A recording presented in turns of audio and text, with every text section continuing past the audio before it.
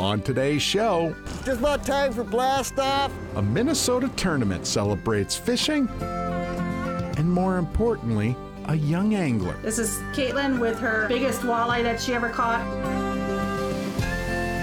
Secret waterfalls inspire a local author to grab her camera. I photographed 140 waterfalls for the book. And people love to hate this cheerful yellow yardweed. But the story behind dandelions might make you a fan.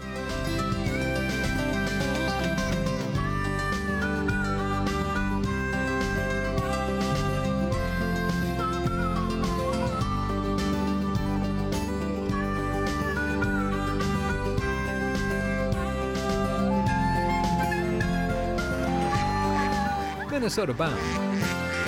Brought to you by Minnesota's select GMC dealers. Hi everybody, Bill and I welcome you to Minnesota Bound. Today's first story takes us to Mille Lacs Lake for a fishing tournament that is anything but average. And the story has little to do with fishing and more to do with a girl. It's the legacy of Kaetlin. Water attracts anglers for all sorts of reasons. Gonna win, I promise you. Today, it's a tournament Hi, buddy. How you doing? brainstormed by this guy, Hey, that's a wicked team. How you doing? an angler and a dad, Gary Vauchel. I think it's really a good turnout. I think it's going to be a good day. There's a lot of first-timers here.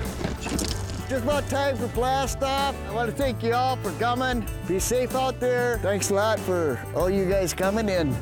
Enjoy yourself. 20 teams zip onto Mille Lacs Lake in search of big fish tails.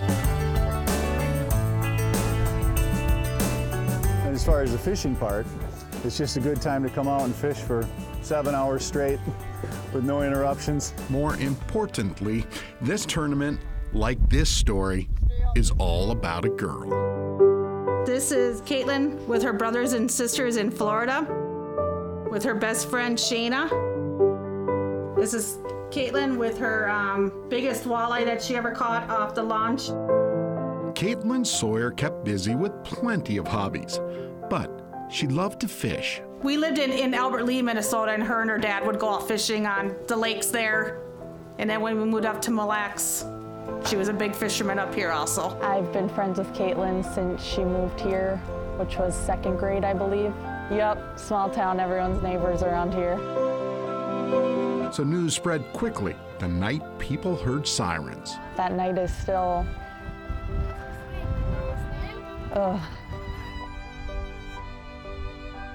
everything from that night, I could tell you exactly what happened. Kaetlin and friends walked to the Friday night high school football game. A passing driver never saw Kaetlin in the setting sun. It was very hard. I mean, I was angry at first, but then I realized like it happens for a reason, you know. It was nobody's fault. It was a complete accident. It was very tragic. Shayna lost her best friend. Gary lost his fishing buddy. It's an old song that came out years ago, Only the Good Die Young. And God took my little daughter. She was a very, very special girl. But, Nobody around Onamia forgets Kaetlin, especially not Mom and Dad. this is the garden that we made 5 years ago, and it's a good remembrance of Kaetlin. It's tough, but we have such good support of our community. That's why we hold this tournament in her honor. And we have this big meal every year. Oh yeah, the night before fishing, Gary fires up the backyard grill. That looks pretty darn good to me. That's good. Yep, 45 pounds of prime rib. Anglers and friends all eat together.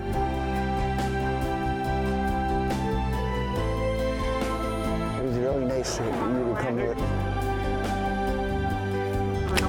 And in the morning, they celebrate life the way Kaetlin did, on the water with a fishing rod in hand.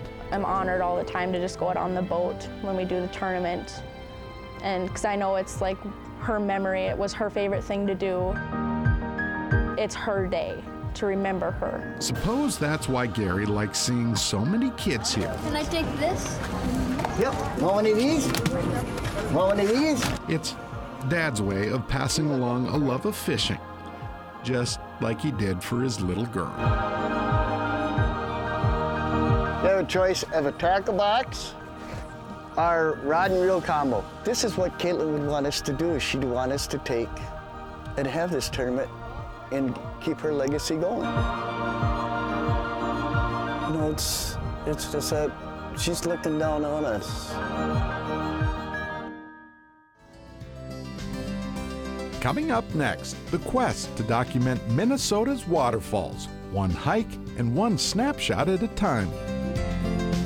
Minnesota Bound is brought to you by Minnesota Select GMC dealers, Alumacraft, Radco Truck Accessories,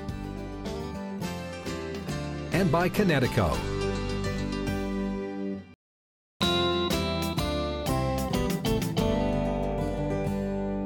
Water has certainly helped shape our state. After all, we are the land of 10,000 lakes. And one author wants to change that reputation just a bit. Ron Schara introduces you to Lisa. She is Minnesota's Waterfall Lady. A Minnesota waterfall. Often loud. Always powerful. Usually awesome.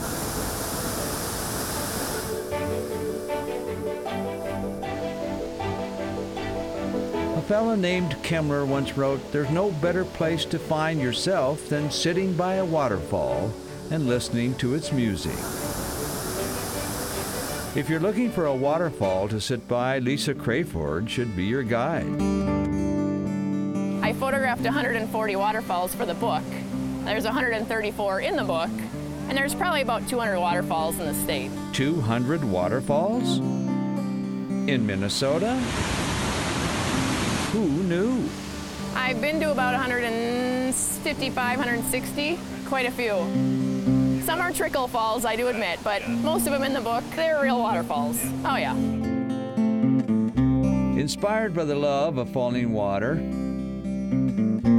Lisa wrote a book, Waterfalls of Minnesota, that features her waterfall photography skills, 140 of them, and how to find them. They're raging in the spring, so that's a great time to photograph. And then all the rain around, you know, in central Minnesota and southern Minnesota makes it good for good flowage. The best waterfall hunting grounds, the Boundary Waters and the North Shore in springtime. I put on the miles. Oh yeah, good exercise. Thank goodness Grand Marais has Java Moose and the world's best donuts. My favorite falls is High Falls up in Grand Portage. It's at Grand Portage State Park. It is our highest, it's 120 feet, and we share it with Ontario. Definitely the most unusual waterfall is Devil's Kettle. It's up at Judge Magny State Park, 124 miles north of Duluth. It's a 50-foot waterfall. Half of it flows down, 50 foot. The other half goes in a pothole. Nobody knows where it goes. They've measured the water flow on top of the falls and on the bottom, so they know it's the same amount of flowage, but they still don't know where it comes out. So they've sent ping pong balls over, they've done colored water. I've heard other things that have gone in the hole. No one knows where it comes out. So Devil's Kettle by far is the most unusual, yes. Getting up close and personal with waterfalls can be a little treacherous, but Lisa says she's never gone over. My tripod actually went over a waterfall once. That was a pretty interesting day. I was up in the Boundary Waters just for a day trip and had set my tripod on a rock, turned around to get my camera out of the camera bag, and I heard a clink, clink, clink. And I didn't even have to look. I knew what happened. Somewhere in Johnson Falls, there is a tripod never to be seen again. I've never lost the camera. Knock on wood. A Turkish novelist once wrote, "Waterfalls are exciting because they have power. They have rainbows. They have songs. And they have boldness and craziness." And now we can add, Minnesota's waterfalls are loved. Loved by Lisa. You know, it's just, they're always so peaceful.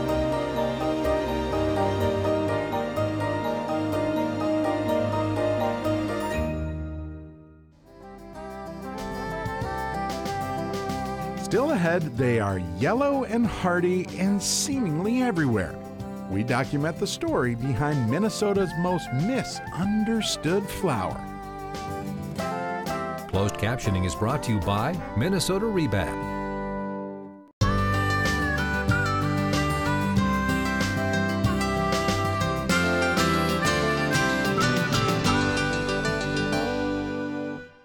Our next story is about a little wildflower that very few people have trouble recognizing. Yeah, those little rascals. Dandelions seem to pop up everywhere. Ron Schara takes a look at all the good things this little wildflower can do.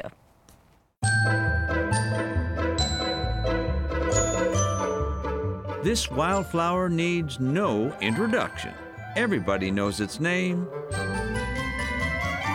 Everybody with a lawn hates it. And everybody who hates it tries to eradicate the plant with a French name, meaning lion's tooth. The lowly dandelion. Lowly? This is fake news, dandelion detractors, because the dandelion is considered one of the most successful plants in the world. In fact, this member of the sunflower family is, well, rather amazing. Every part of the plant is useful. You can eat it, drink it, or use it as a laxative. Can a rose by any other name claim that? Dandelions have the longest flowering season of any plant. Think about that. We spend millions a year to eradicate dandelions, so what happens? They outlast us. The flower needs no help from bees or butterflies to pollinate for seed. Once mature, the seeds, each with a tiny white parachute, break loose and may float through the air for miles to grow somewhere else. Dandelions are survivors. And get this, European settlers so cherished the plant, they brought dandelions to North America. In Minnesota, the story goes, dandelions arrived here in 1849 thanks to Harriet Godfrey, who lived in the Ard Godfrey House near St. Anthony Falls. Built in 1847, the Godfrey House, as it's known, is still standing, and the dandelions are still growing. Are you starting to feel the love? How about a glass of wine to settle your nerves?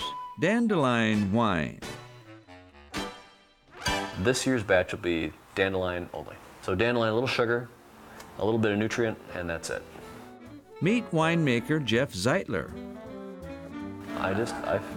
I'd heard about dandelion wine and looked up some recipes, found out it was easy, and I made a batch. And actually, the first batch of dandelion wine I made was one of the best batches I had ever made it up till that point. Floral, kind of honey-like, slightly bitter. To me, it's very fresh, it tastes like springtime. It tastes like springtime. I don't know how else, it's like fresh and kind of a little bit fruity and flowery, and there's a lot of life in it. A winemaker is also quick to understand. Dandelions are free, and they're everywhere. You could buy grape juice from California, but I like using the stuff that I can find around here. So you spend a day out in the field, pick the dandelions, separate the dandelion heads from the rest of the dandelions, so just the yellow part. Take those back, so you end up with a bucket of yellow dandelion fluff at the end of the day. And you put that into hot water. You add a little bit of sugar, a little bit of yeast nutrient, a little bit of yeast, but you let that start fermenting. that becomes your wine. A different idea about dandelions? Well, here's one. If you drink enough wine, you'll never pick a dandelion before it's time.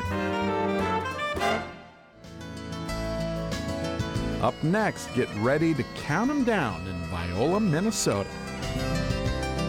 Minnesota Bound is brought to you by the Yard maintenance-free outdoor furniture, Running Aces Casino and Racetrack, BentCreek Golf Club Eden Prairie, and by Totem Resorts, the premier destination for world-class fishing.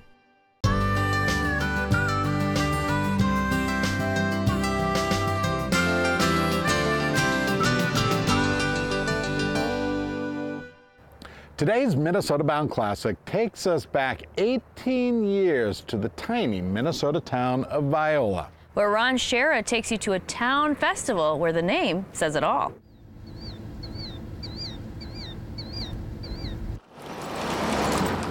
They come from miles around, from across the state, and even from out of state. Toting lawn chairs, the young and young at heart, to the small town of Viola, Minnesota.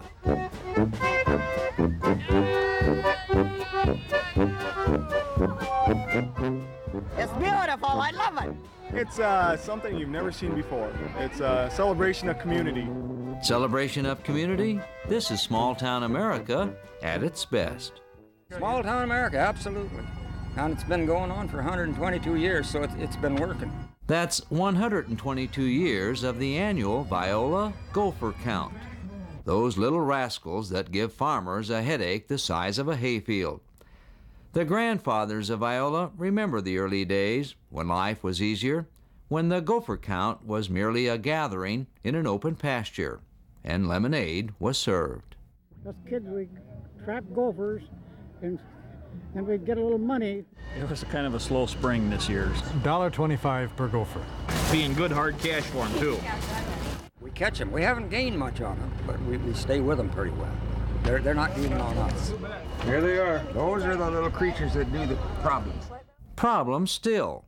But the spirit of the Gopher count has changed. Rather than concentrating on feet, the Viola Township has turned its attention to floats. Lots of floats.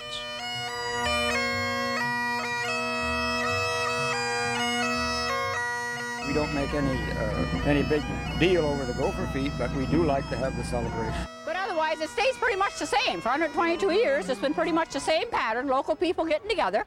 They come here for the food, for the parade, for the fellowship. The parade is the centerpiece. But what brings people together is heart. Everybody's got a really big heart, and they all come together and pitch in, and they just have a really good time. It's a great time for the kids. Even a parade judge agrees the pride of the people here is unique. I think they're getting back to their old heritage, you know. I think it's a good way of remembering where they came from. Pride, heritage, spirit. A personality that Viola is famous for. But it's safe to say that the Gopher count isn't making a splash with just everybody. We just feel that it's cruel to have a celebration celebrating the suffering of gophers. So we're just here to educate people, basically. But what we got to understand, this is a rodent, and it's like a mouse in a house. What do you do with those? You trap them.